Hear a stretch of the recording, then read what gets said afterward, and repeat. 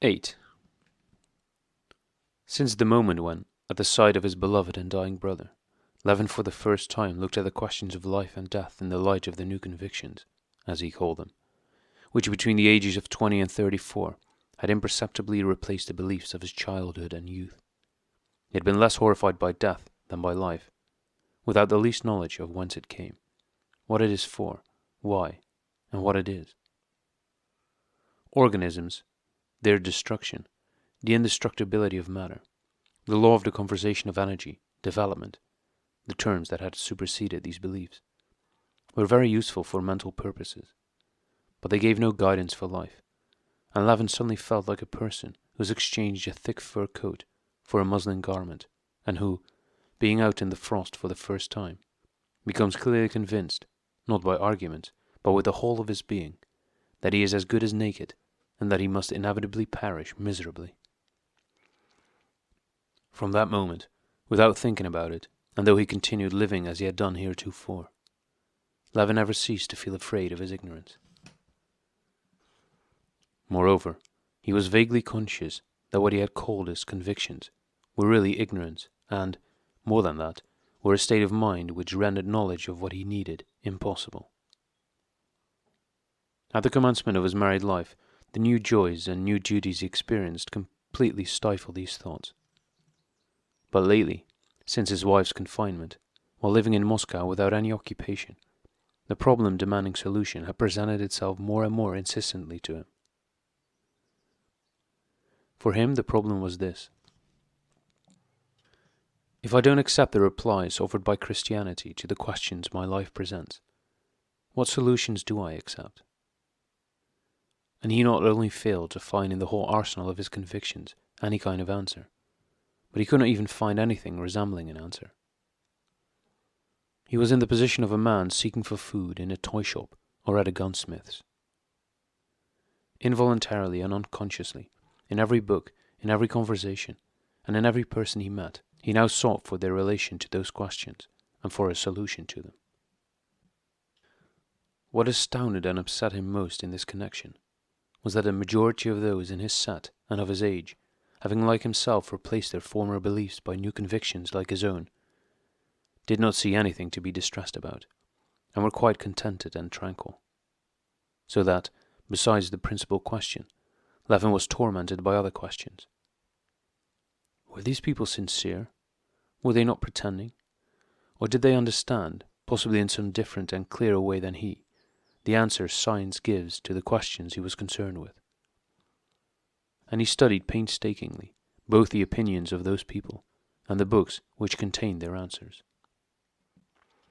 One thing he had discovered since these questions had begun to occupy him, namely, that he had been mistaken in imagining, from his recollections of his youthful university circle, that religion had outlived its day, and no longer existed. All those near to him who lived good lives were people who believed. The old prince, Lvov, of whom he had grown so fond, his brother, Koznichev, and all the women folk. His wife believed as he had done in early childhood, and 99 out of 100 of the Russian people, the whole of the people whose lives he most respected, also believed. Another thing was that, having read a great many books, he became convinced that those who shared his outlook understood only what he had understood, explaining nothing and merely ignoring those problems, without a solution to which he felt he could not live, but trying to solve quite other problems which could not interest him, such as, for instance, the development of organisms, a mechanical explanation of the soul, and so on. Besides, during the time of his wife's confinement, an extraordinary thing had happened to him. He, an unbeliever, began to pray, and while praying, believed. But that moment had passed, and he could not allot any place in his life to the state of mind he had then experienced. He could not admit that he had then known the truth and was now making a mistake, because, as soon as he reflected calmly about it, it all fell to pieces. Nor could he acknowledge that he had then been mistaken, for he prized the state his soul had then been in, and by acknowledging it to be a result of weakness, he would have defiled those moments. He was painfully out of harmony with himself, and strained all his spiritual powers to escape from this condition. 9. These thoughts oppressed and tormented him, now more and now less strongly, but never left him. He read and thought, and the more he read and thought, the further he felt from his goal. Latterly, in Moscow and in the country, having convinced himself that he could get no answer from the materialists, he read through and reread Plato, Spinoza, Kant, Schelling, Hegel, and Schopenhauer, those philosophers who explained life otherwise than materialistically.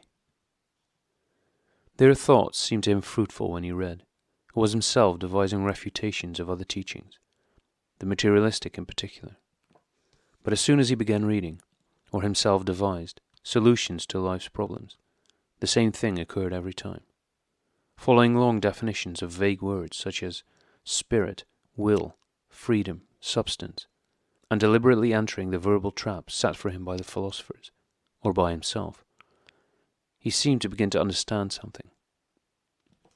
But he had only to forget that artificial line of thought, and to return direct from real life to what had appeared satisfactory so long as he kept to the given line of thought. And suddenly the whole artificial edifice tumbled down like a house of cards, and it was evident that the edifice had been constructed of those same words differently arranged, and without regard for something in life more important than reason.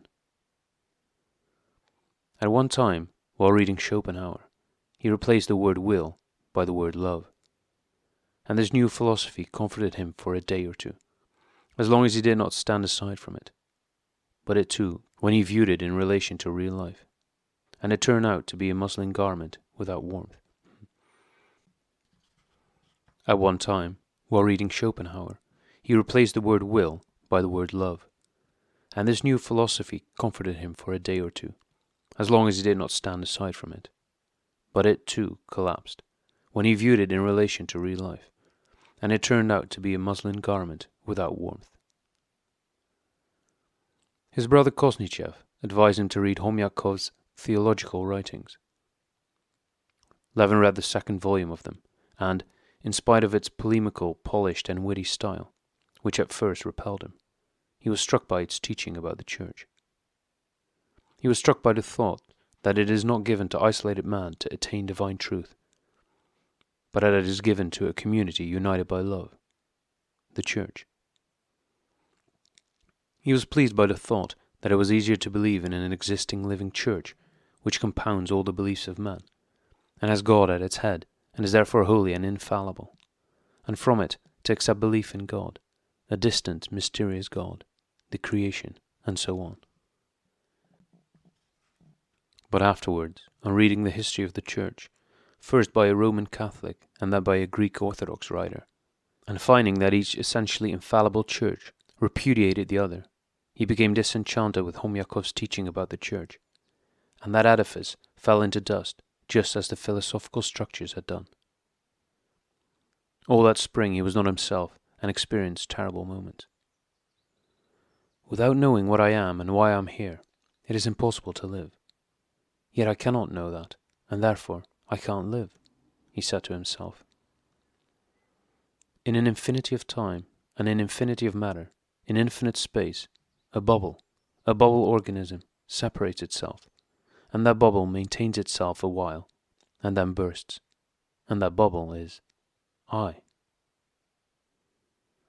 This was a distressing falsehood, but it was the sole and last result of centuries, and the age-long labor of human thought in that direction. It was the latest belief. It was the ruling conviction, and from among all other explanations, Levin, without himself knowing when or how, had involuntarily chosen it as being at any rate the clearest of all.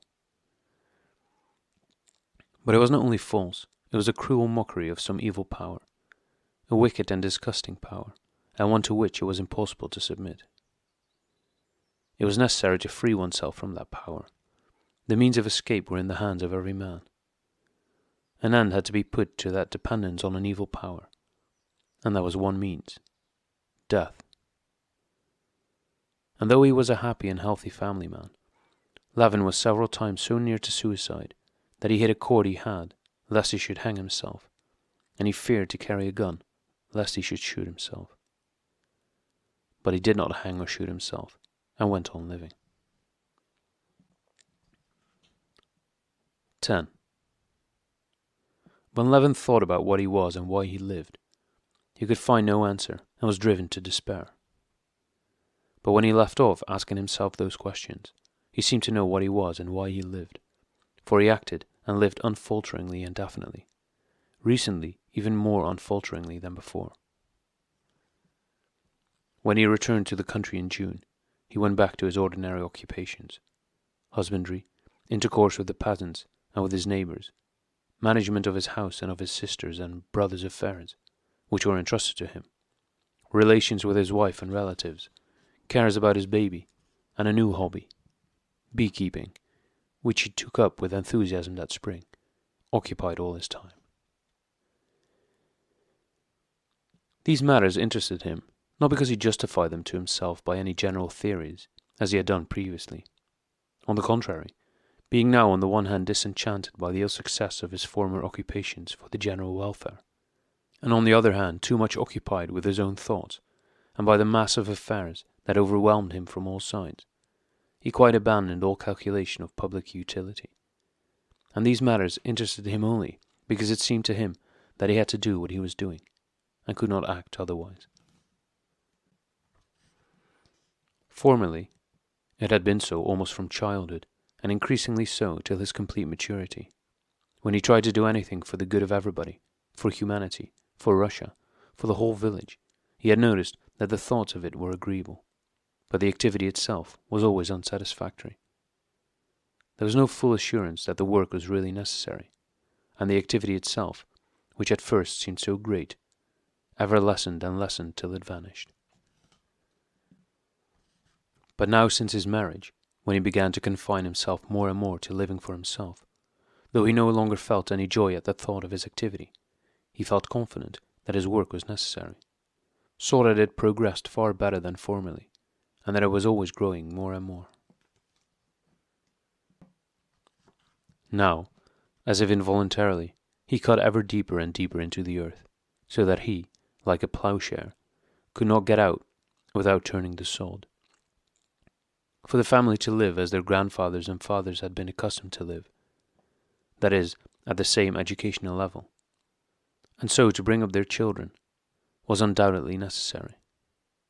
It was just as necessary as to dine when hungry, and therefore, just as it was necessary to prepare dinner, so it was necessary to arrange the husbandry at Pokrovsk in such a way as to derive an income from it.